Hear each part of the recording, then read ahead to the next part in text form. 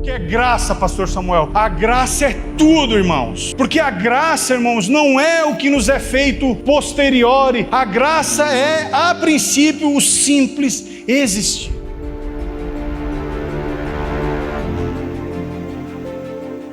Porque esse livro mostra a glória do Cordeiro acima de qualquer outra coisa. Nós temos essa certeza: o Cordeiro está no trono e o Cordeiro vencerá.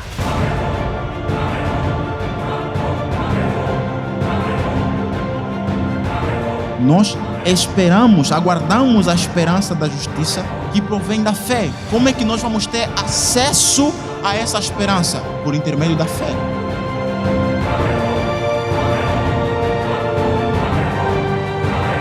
O nome de Jesus continua sendo poderoso e ele não deixou de ser poderoso. Veio era, saiu era, veio a parte científica, mas o nome de Jesus nunca deixou de ser poderoso. É preciso a realidade do resplendor de Cristo na nossa vida. Cristo é a nossa necessidade maior. E onde nós vemos Cristo? Aqui, nas Escrituras.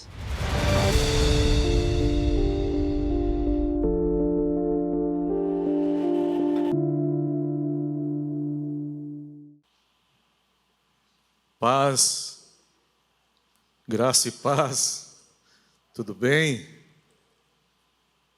Eu me chamo Teófilo Carcle. Esse meu sobrenome é da Letônia. Meus bisavós vieram da Letônia antes da formação da União Soviética. Eles eram evangélicos, meus avós evangélicos, meus pais evangélicos, eu evangélico e os meus filhos, 5 gerações servindo ao Senhor. Tenho 52 anos. 50 anos estive na Assembleia de Deus. E poucos meses estou aqui na Resgate. E me sinto assim como que estou 20 anos já nesse lugar. É muito gostoso. A presença do Senhor, o carinho do pastor Sebastião, que convidou para ministrar uma palavra para vocês aqui nessa ocasião. Ontem estivemos ali no Bom Retiro, num culto também, onde ministrei a palavra, era a ceia do Senhor, numa garagem grande, bonita que ali tem, e um povo alemão ali se congrega naquele lugar. Fui missionário na República do Chile 21 anos. De vez em quando ainda falo algumas palavras em espanhol, porque me dediquei bastante em aprender aquele idioma.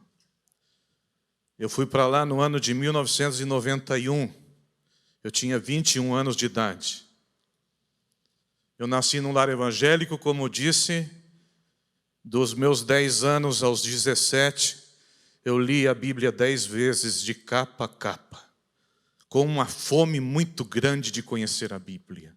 Meu pai era da roça, trabalhava na roça de sol a sol, e nos intervalos e quando chovia, eu ia para o quarto ler a Bíblia.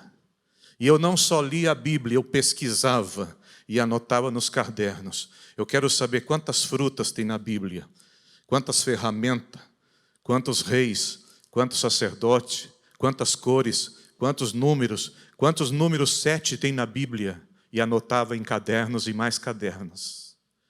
Com quase 18 anos, fui para Pindamonhangaba estudar teologia no Instituto Bíblico das Assembleias de Deus. Só entrava com 18 anos, mas o pastor Colenda, que era o diretor, era amigo do meu pai, e ele permitiu que eu entrasse no instituto com quase 18 anos. Saí de lá, fui para Camboriú fazer estágio nos Gideões, que é uma obra missionária da Assembleia de Deus. Fiquei 11 meses ali, aprendi a ser pedreiro, e daquele lugar fui para o Chile de ônibus, sem saber falar uma palavra em espanhol. Graças a Deus que o Senhor nos ajudou muito. Aos 23 anos, fui consagrado a pastor, portanto tenho 27, 28 anos que sou pastor. O que eu faço aqui em Joinville, eu moro ali no Jardim Iririú, sou tradutor, eu trabalho com tradução de Bíblia. Trabalhei 3 anos e meio na tradução da Bíblia Alfa e Ômega, do Dr. Alderi Nelson Rocha, chamado Bíblia Revelada. Nós passamos ela do português para o espanhol. Ela é tão grande que foi feita em 2 volumes separados, o Antigo e o Novo Testamento. 3 anos e meio trabalhando nisso, e agora faz 4 meses que estamos traduzindo o material do pastor David Guski, de Santa Bárbara, na Califórnia. Ele tem um site com já o seu material em 9 idiomas. Eu escrevi para ele, por que o Brasil não tem ainda em português esses comentários bíblicos? São 60 mil páginas. Calculo eu que vamos levar 9 anos para fazer a tradução desse material. É muito gostoso poder trabalhar com a Bíblia. Então, o que hoje vocês estão vendo aqui é um catarinense lá da cidade de Urubici, certo? Que viajou pelo mundo e que ama muito a palavra do Senhor. Com tudo isso, desde criança eu tinha vontade de fazer esses comentários, essas curiosidades. E depois de 40 anos, o Senhor permitiu e eu estou comentando uma Bíblia. Eu vou já no livro de 1 de Crônicas. Eu comecei de Filemão, os livros menores, e fui, e estou na casa agora dos livros de 29 capítulos, que é 1 de Crônicas. Falta 13 livros para comentar. Essa Bíblia se chamará Bíblia de Estudo Carclé. Em uma sigla vai ser chamada de Beck. Beck. Logo vocês vão poder conhecer essa Bíblia. Uma Bíblia muito linda que Deus está dando para nós. Amém? Alguém conhece o Chile aqui? Vocês querem aprender alguma coisa do Chile? Eu vou ensinar para vocês um grito de guerra, tá? Mas tem que colocar força para responder. Eu vou perguntar assim, quem vive, vocês vão responder Cristo. Depois eu vou dizer ao seu nome, vocês vão dizer glória. Depois eu vou dizer a sua glória, você vai dizer mais glória. E depois eu vou dizer esconderijo e vocês vão gritar urra. Vamos ver se funciona? Forte. Quem vive? Pode ser melhor. Quem vive? Ao seu nome, a sua glória, ao esconderijo, aleluia, e a resgate. Glórias ao Senhor. O texto que quero... eu tenho um livro escrito. Livro grande, tem 360 páginas. Viver de Missões. Só a capa desse livro já vale a pena você ter ele na sua casa. Aqui está a Cordilheira dos Andes, Santiago do Chile, o maior edifício da América do Sul, por enquanto, né? O Luciano Hang está fazendo um ali em Balneário, mas esse aqui é o maior. Foi construído com 14 milhões de horas humanas. Ele é feito sobre uns amortecedores gigantes, porque a terra treme. A terra treme. Muitas vezes a gente foi interrompido nos nossos cultos por causa do terremoto. E o chileno que disse que não tinha medo, saía correndo. Eu, como brasileiro, também saía correndo. Nem descia pela escada, descia aqui, pulava aqui. 2017, a última vez que nós estávamos ali, em uma semana a terra tremeu 711 vezes. Das 711 vezes, 60 vezes deu para sentir. Sabe, nós estávamos com a mochila preparada, com os documentos e dormindo de tênis, com a chave no bolso, com a porta aberta. A casa faz assim, Então você deixa a porta aberta, porque se a casa cai, você sai para fora. E o melhor lugar para você se escapar do terremoto é na porta, com a porta aberta. Agora, se cai o poste, daí você entra para dentro de casa. 60 vezes a gente já nem estava dormindo direito. Dormi um pouco eu, depois um pouco da minha esposa, por causa desse tremor de terra, e o terremoto tinha acontecido muito perto de Santiago. Mas graças a Deus que aqui não treme o chão. Amém. Livro de Timóteo. Vou tomar uma aguinha aqui.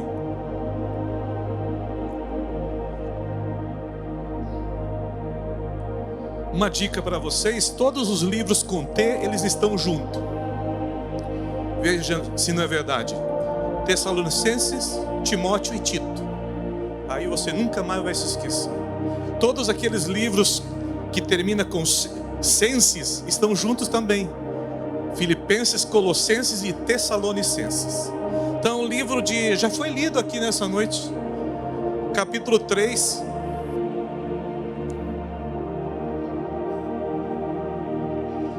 Versículo, eu vou ocupar o 14, o 15, até o 17. Eu, no dia de hoje, me dediquei a olhar o filme ali do Lutero. Incrível que a Igreja Católica estava fazendo naquela época, há 504 anos atrás. Você colocava uma moeda, e no barulhinho da moeda, a alma da pessoa que estava no purgatório, direto para o céu. Diz a história que o fogo do purgatório tem 7 graus. Por isso que a Igreja Católica continua fazendo 7 missas para aquela pessoa que morreu. E se ela é rica, o caixão fica ali bem em frente do altar. Se ela não é tão rica, fica ali no meio. Se ela é pobre, fica mais lá atrás. E cada missa daquela que você faz por um morto que você perdeu, você tem que pagar para o padre. E a mulher estava pagando as missas pelo seu marido que estava morto, sepultado. E ela foi perguntar para o padre: esta já é a 6ª missa, só tem mais uma, eu já quase nem tenho mais dinheiro.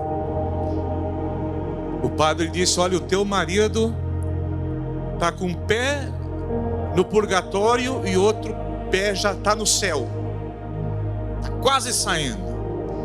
A mulher disse: seu mentiroso, o meu marido tinha uma só perna. Pode rir, gente. Pode rir. Quantos encontraram? Você usa a Bíblia ou usa o celular? Quantos tem Bíblia? Faz um sinalzinho. Poderíamos fazer um culto eletrônico aqui. Todo mundo com Bíblia eletrônica algum dia. Seria muito lindo. Isso já aconteceu ali em Santiago do Chile. Então diz aí a palavra do Senhor, Timóteo 2, 2 Timóteo 2, versículo 14. Tu, porém, permanece naquilo que aprendeste e de que foste inteirado, sabendo de quem aprendeste, que desde a infância sabe as sagradas letras, que podem tornar sábios para a salvação pela fé em Cristo Jesus. Toda a Escritura é inspirada por Deus e útil para o ensino, para a repreensão, para a correção, para a educação na justiça, a fim de que o homem de Deus seja perfeito e perfeitamente habilitado para toda boa obra. Eu leio de novo o 14.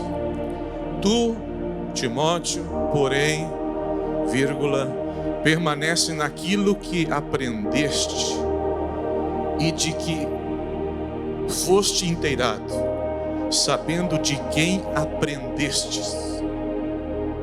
Eu queria começar a interpretar esse versículo 14 de baixo para cima. Como assim de baixo para cima? dessa última expressão. Vamos começar pela base. A base, o segredo está aqui, no final do versículo 14. Nessa expressão, de quem aprendeste?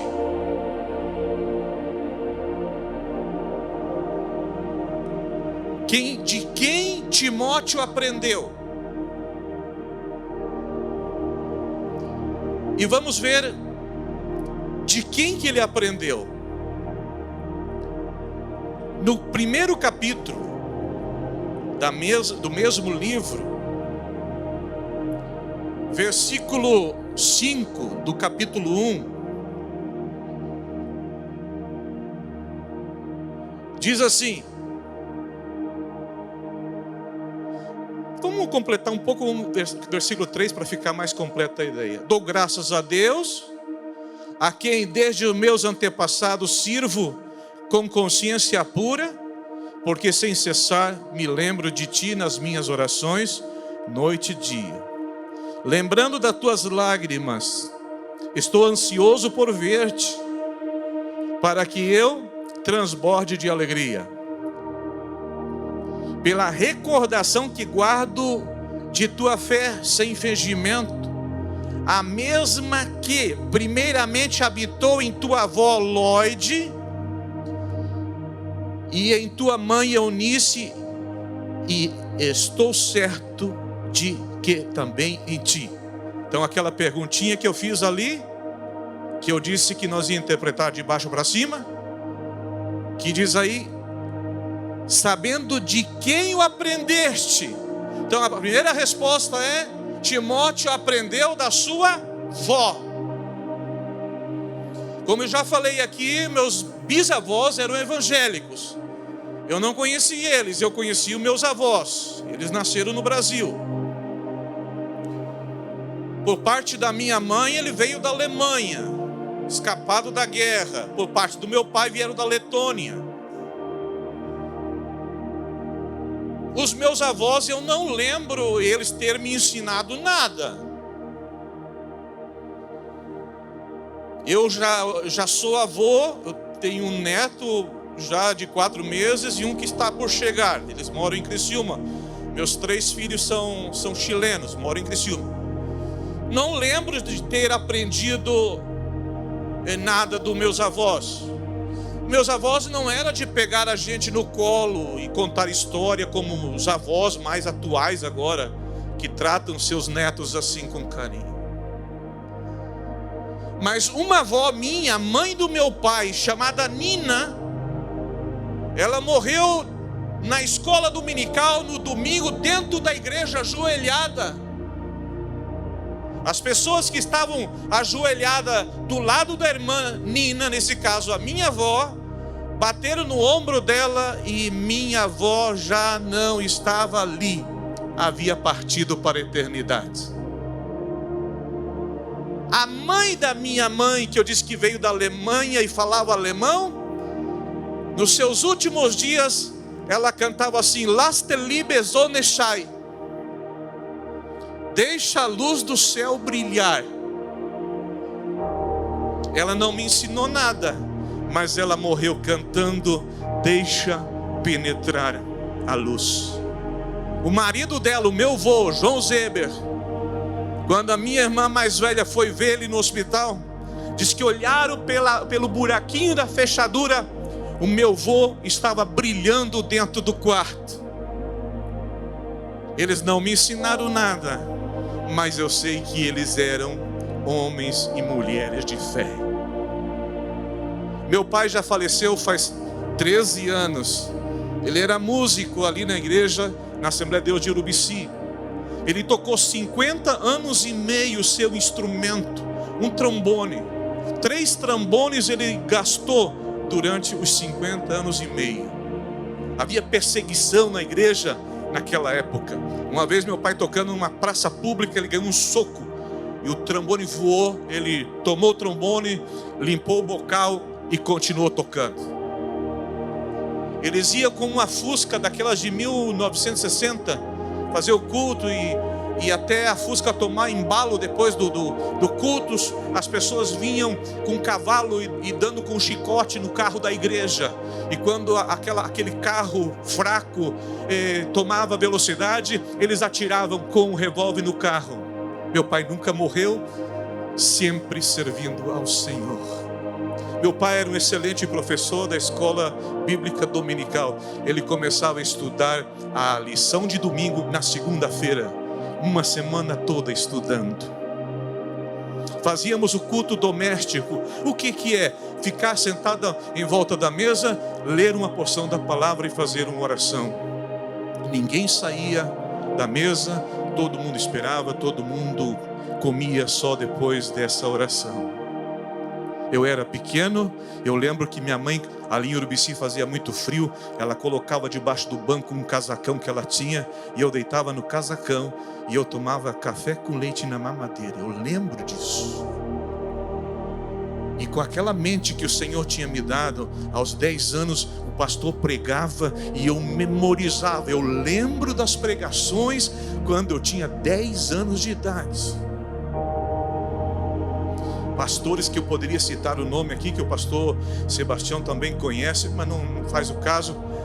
Pregações lindas que foram guardadas na memória daquele menino.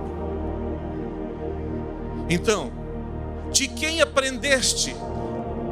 Timóteo aprendeu a fé não fingida que estava na sua avó Lloyd e na sua mãe Eunice. A mãe Eunice e a avó Lloyd inculcaram, colocaram na cabeça de Timóteo uma fé não fingida. Eu não sei se você nasceu também num berço evangélico, ou se você aceitou Jesus faz pouco tempo, ou se você aceitou Jesus já numa idade avançada, mas Timóteo, desde a sua infância, conhecia as Sagradas Escrituras. Eu posso dizer, eu tive esse privilégio de conhecer as Sagradas Escrituras. Eu lembro quando eu tinha 5 anos, quem eram as minhas professoras.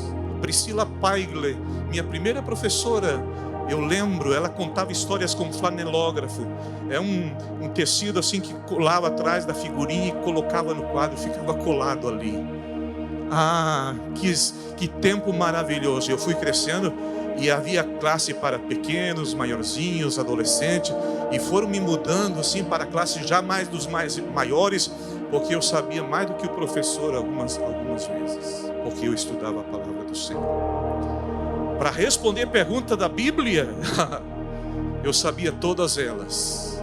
E todas essas perguntas que eu sabia, eu estou colocando nessa Bíblia Beck que eu estou fazendo. Vai ser uma Bíblia cheia de perguntas bíblicas para o enriquecimento das pessoas que vão ler. Amém? Quem teve aqui uma mãe que te ensinou? Levante a mão assim, quem nasceu num lar evangélico. Nossa, é muita gente. Que privilégio.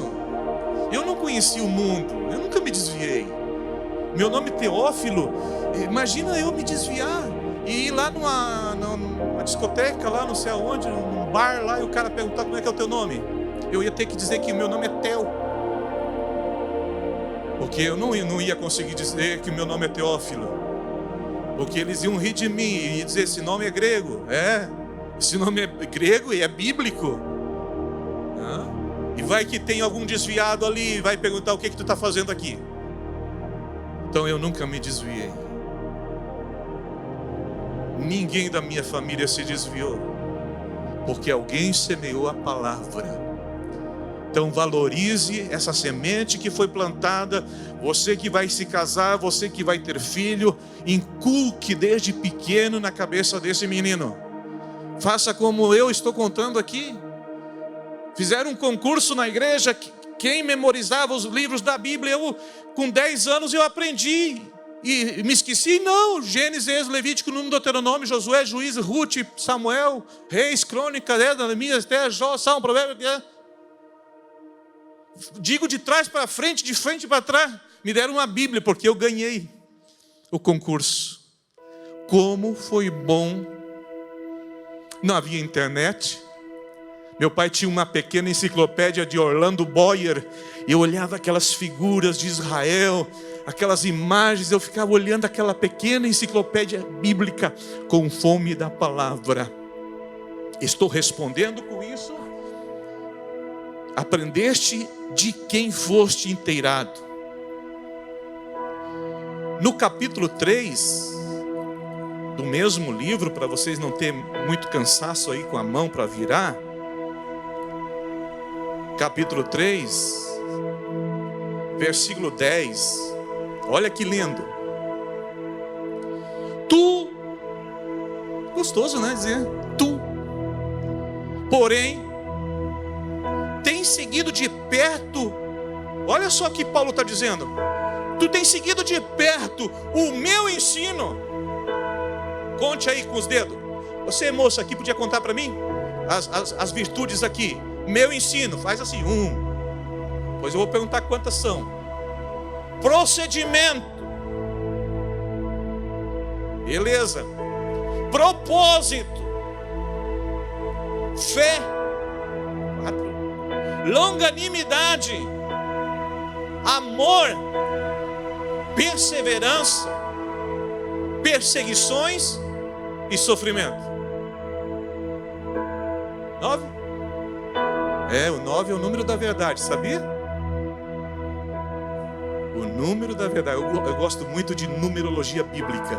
A Bíblia Beck vai ter numerologia bíblica. Tu aprendeu de perto.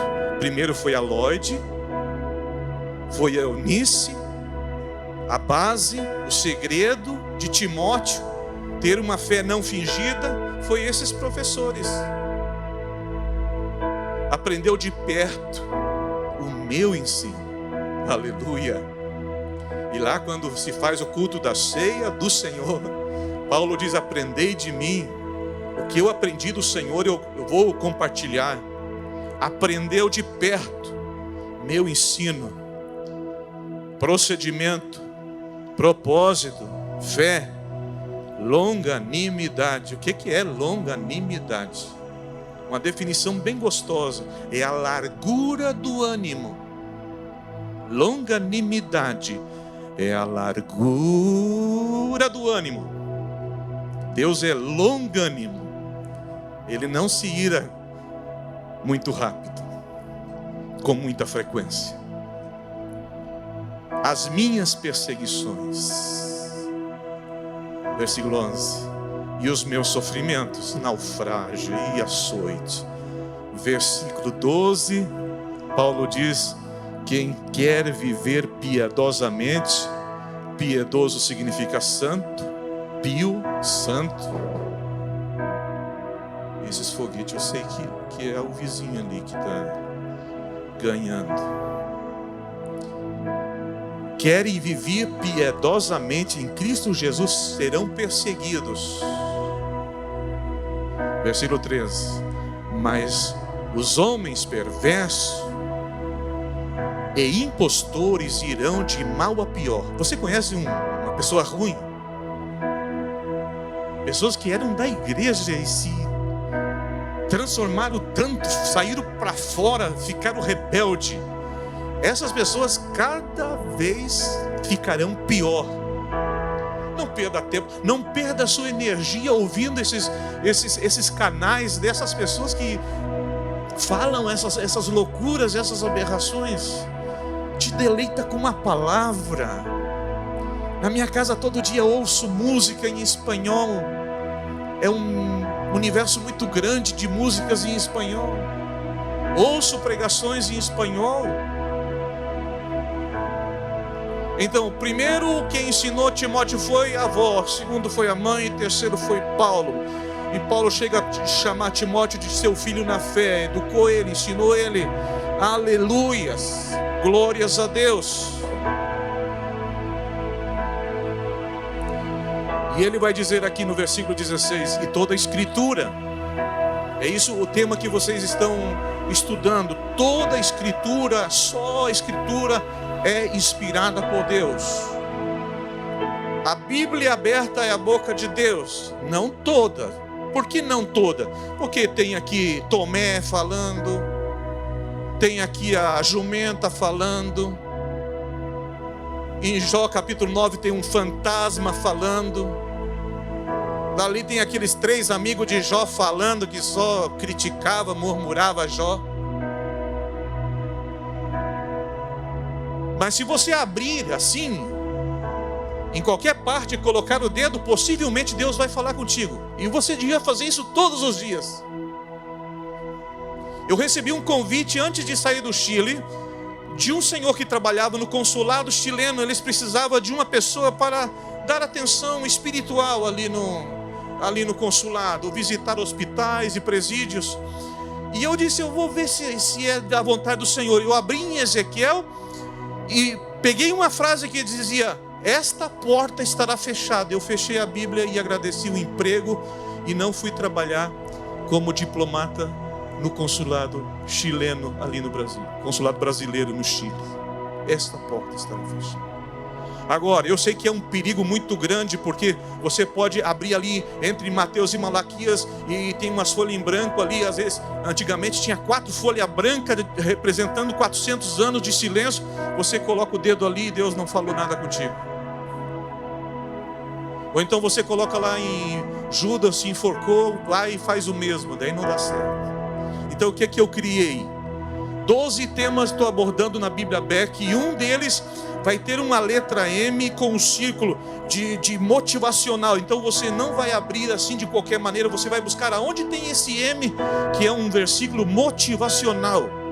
Eu tenho formação de coach, mas eu não aplico as técnicas de coach aqui não. Aqui aplico a palavra. Eu me deleito com a palavra. Aqui é onde o tema, só as Escrituras.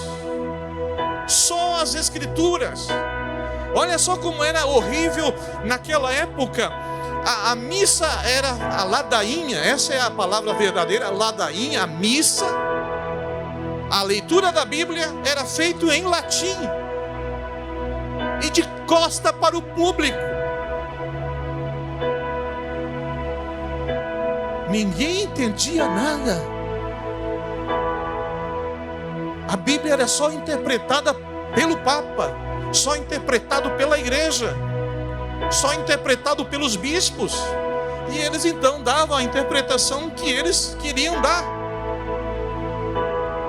Mas graças a Deus que Martim Lutero se rebelou contra o sistema, e em 10 anos ele traduziu a Bíblia para o alemão, certo?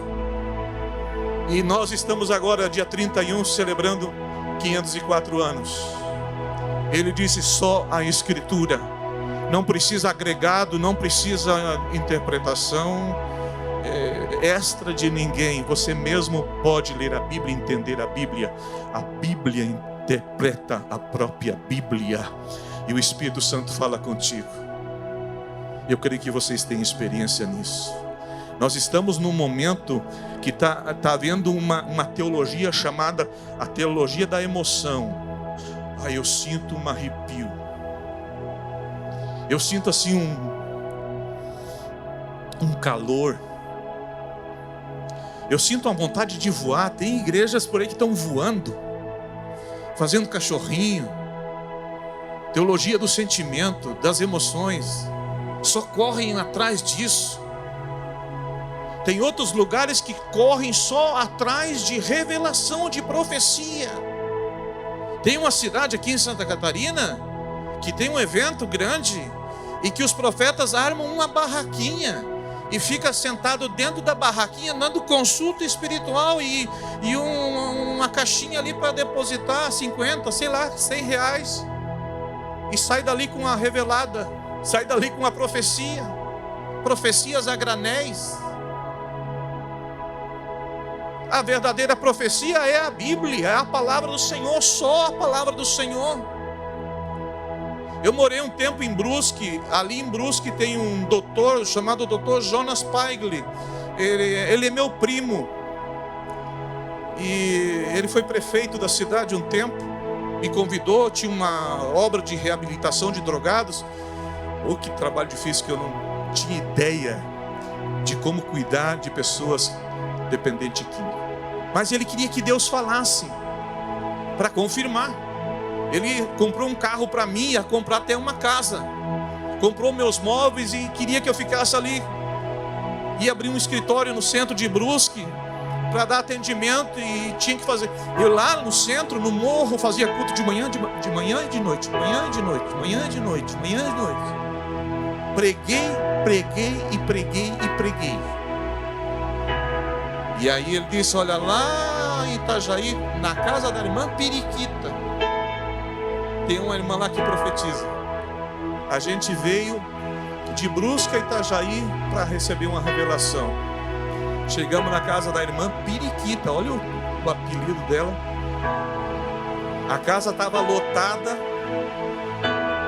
Eu e o Dr. Jonas ficamos na cozinha, só nós dois ali, e o rio estava movendo lá das profecias. Eu dizia: Dr. Jonas, você correndo atrás disso? Eu nunca corri atrás disso. E terminou a reunião e veio a irmã ungida e disse: ah, você estava aqui na cozinha? Daí ela profetizou. E que Deus é esse? Eu gosto daquele exemplo que o profeta estava cego e a Jezabel se disfarçou, né, para que ninguém soubesse que era a mulher de Acabe que estava indo consultar o profeta cego, e ela foi, sei lá, com máscara, sei lá, foi disfarçada de comum. E quando o profeta, ele era cego, mas não era surdo, certo? Ela foi com um sapato assim, fazendo barulhinho. Quando ela chega perto da porta, o profeta diz: entra, mulher de Acabe, entra, Jezabel. Isso que é profecia. Então não vamos correr atrás dessas coisas. Tem gente correndo atrás de profecia para saber se é aquela ou aquele, o futuro. Casamento, noiva. Não faça isso. Não corra atrás disso. Nesse momento, Deus não fala mais comigo desse jeito também. Eu não estou nesses ambientes assim. Mas quando eu estava me preparando para o Chile, pois eu sentava lá no fundo, o pregador saía daqui, ia lá falar comigo e dizia o que eu estava pensando. Aí é Deus falando. Aí é Deus falando. Então, quando Deus quer falar, não adianta você se esconder. Ele te acha. E que bom que esse lugar aqui hoje se chama esconderijo. Quando eu vou lá para o Jardim Iririú, agora na volta depois do culto, passo em frente de bares e lanchonetes. Tá cheio. Gente ali se alegrando com uma lata, com uma garrafa, jogando conversa fora, naquele espírito ali de sensualidade, de promiscuidade. Vocês estão no esconderijo. Aqui está o futuro da Resgate. Que alegria, pastor Sebastião, pregar para essa galera, essa igreja jovem. Eu quero orar no final por pessoas aqui que sentem um chamado de Deus. Eu já estou indo para o final, nem sei que hora é, 9h10? Ali tem um relógio, é 9h10? Que hora que termina, pastor Júnior? A hora que acaba. Ai, que bom! Sabe que hora que começa o culto? Vocês sabem que hora? O meu começou 5h30, eu já estava com essa calça jeans, que era um pecado na Assembleia de Deus usar essa calça jeans. Pregar de camiseta? Nunca, jamais.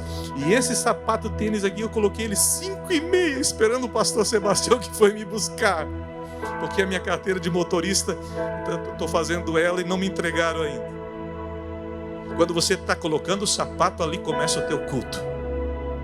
Daí você vem assim, já cantando. Aleluia, vou indo para a igreja, vou indo para o esconderijo. Deus vai falar comigo. Aqui você está protegido, aqui você está bem. Aqui Deus vai te chamar, vai te escolher. Urubici, na época que Deus me escolheu, nem no mapa existia. Eu tinha vergonha de dizer que eu era de Urubici. Hoje eu tenho o maior orgulho de dizer que Urubici é a capital do colesterol. É a capital do turismo de contemplação. Tem mais de 120 pousadas ali. Pousada de 1.400 a diária. Olha só, no meio do mato. Quando eu estava lá, eu trabalhava de guia. Guiava um ônibus por 500, um carro por 150, mas não me enche. Podia ganhar muito dinheiro fazendo guiamento como guia, mas não há melhor coisa que guiar alguém que queira ouvir a palavra do Senhor. Indo para o final, capítulo 4 do mesmo livro, para vocês não ficar muito cansados. Versículo 2. Timóteo, prega a palavra, insta, quer seja oportuno, quer não, corrige, repreende, exorta, com toda a longanimidade, o ânimo assim bem longo. Eu trabalhava numa gráfica em Lages e tinha um senhor ali que era Pedro, desviado. Todo dia eu fazia um devocional na gráfica e eu chegava no ouvido do Pedro: Pedro, Jesus está te chamando. Pedro, Jesus está te chamando. Pedro, Jesus está te chamando. Eu não sei se ele está na igreja, mas eu fiz o meu papel. E aquele cara lá comendo cheeseburger no carrinho, e a menina dizia: aceita Jesus. Sai. Oh, aceita Jesus. Sai daqui, menina. Deixa eu comer em paz. Mas que coisa? Aceita Jesus. Olha, mudou de lugar. A menina foi para lá. Aceita Jesus. Que coisa chata essa menina. O cara comeu o X, foi embora, foi dormir, e a voz ficou a noite toda dizendo: aceita Jesus, aceita Jesus, aceita Jesus. Bem feito. Nós ganhamos ali para Jesus uma parteira. No Chile, o marido era coronel e ela era parteira, matrona, lá diz matrona. Ela queria receber o batismo.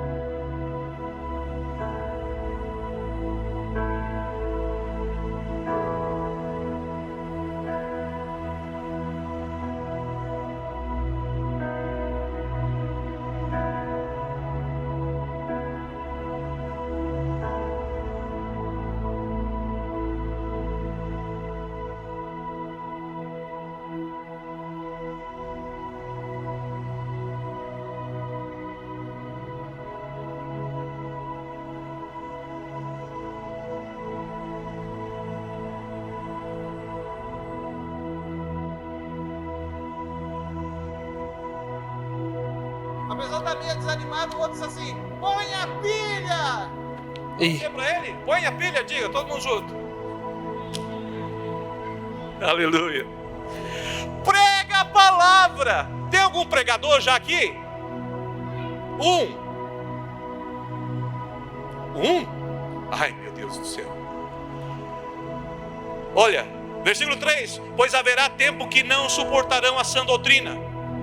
Versículo 5: tu, porém, sê sóbrio em todas as coisas, suporta as aflições, faze o trabalho de um evangelista, cumpre cabalmente o teu ministério. Tem algum evangelista aqui? Tem mais evangelista do que pregador. Não, mas tem algum universitário aqui fazendo faculdade? Tem bastante. Eu também estou fazendo de letras em espanhol. Lá na faculdade você tem que ser evangelista. Amém? Fique de pé.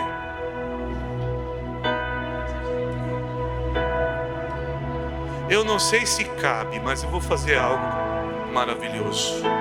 Eu gostaria que todos vocês viessem aqui na frente, preenchesse esse lugar aqui para nós orar. Só deixa no banco quem tiver mais de 50 anos e está cansado. Juventude, vem rápido. Coloca a pilha aí. Coloca a pilha. Coloca a pilha.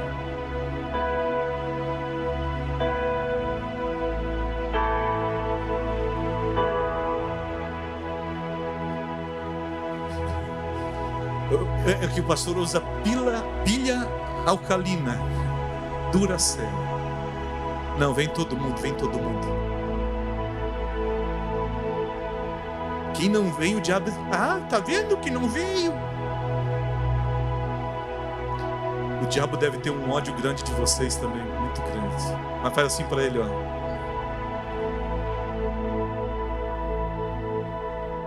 Você sabia que os demônios são territoriais? Os demônios de Joinville não são os mesmos de Balneário? Sabia disso? Os demônios lá do Chile não são os mesmos daqui. Só que uma vez eu tive uma experiência. O demônio pegou uma mulher e o demônio falava em português comigo. Antes, opa, então eu vou te expulsar em português. Incrível. Aquele demônio estava lá passeando. Era brasileiro ele. Não queira conhecer nunca o demônio. Uma vez ele entrou dentro do meu quarto. Eu vi assim a maçaneta da porta se abrindo. Lentamente a porta foi se abrindo. Eu já comecei a me arrepiar. Começou a faltar ar. Um demônio pequeno, sem cabelo, cheio de caspa. E eu fui fechando. Olha o tamanho da minha mão. Eu fechei a mão assim, eu vou dar um soco nele. E acertei na mesinha de vidro que estava do lado da cama. Ele me disse assim: tu não pode ir comigo. Eu não posso mesmo, mas o Senhor pode. Eu consigo ver aqui escritores, eu consigo ver aqui profetas, eu consigo ver aqui evangelistas, eu consigo ver aqui pastores. A minha mãe tem 90 anos, ela disse: se Deus me chamar, ela vai, que vai nada. Minha filha tem 21, está estudando psicologia e quer ir para a África. O que eu posso fazer? Filho de peixe é peixinho. Você pode oferecer uma mão para Jesus e dizer: Jesus, se tu quiser, eu me coloco à tua disposição. Faça assim. Fecha os teus olhos e inclina a tua cabeça. Esse som desse teclado, faz um som assim, aquele que tu fez firme assim, como que tá parado. Aleluia. Espírito Santo, caminha aqui no meio desses jovens. O Brasil precisa, a América Latina precisa, a África precisa. 506 crianças ficaram órfãos em Santa Catarina. Quase 1.700 pessoas morreram aqui em Joinville. Tem muitas viúvas, muitos viúvos, muitos órfãos, muitos rapazes que perderam seus pais, perderam suas mães. E quem sabe você vai dizer: eu vou te convidar lá para o esconderijo. Você é batizada com o Espírito Santo. Esse é o momento de você falar. Esse é o momento de você dizer: Espírito Santo, conte comigo. Ainda dá tempo. Ainda dá tempo. Eu termino a faculdade, ou eu congelo ela, eu vou. Não tem melhor coisa que viver para Deus. Não tem melhor coisa. Charamacando sub aramachai. Há um ambiente profético. Glórias ao Senhor. Pode começar a fazer um louvor enquanto eles estão aqui recebendo esse chamado. Tem pessoas aqui que estão recebendo uma confirmação. É mais uma vez que o Senhor fala contigo. Eu posso ver, só não vou descer daqui, mas eu consigo ver quem aqui tem um chamado. Quem aqui está disponível para o Senhor e útil para o Senhor para pregar a palavra? Aleluia! Levante a tua mão para o céu e cante agora com essa banda, cante agora com esses jovens. Oh, exalta o Senhor. Xandaramassuri canda sebiarai. Oh, sim, sim, em nome de Jesus.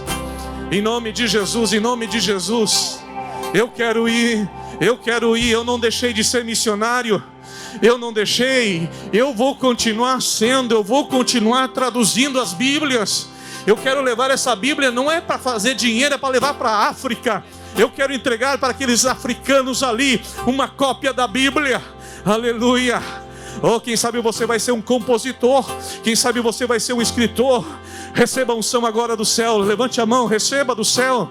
Diga: Senhor, isso que você gosta de fazer, diga: eu quero ser um profissional usado agora nas tuas mãos. Aleluia, o Senhor te deu essa faculdade, o Senhor te deu essa profissão, o Senhor te deu esse talento. Coloca agora nas mãos do Senhor. Aleluia, em nome de Jesus.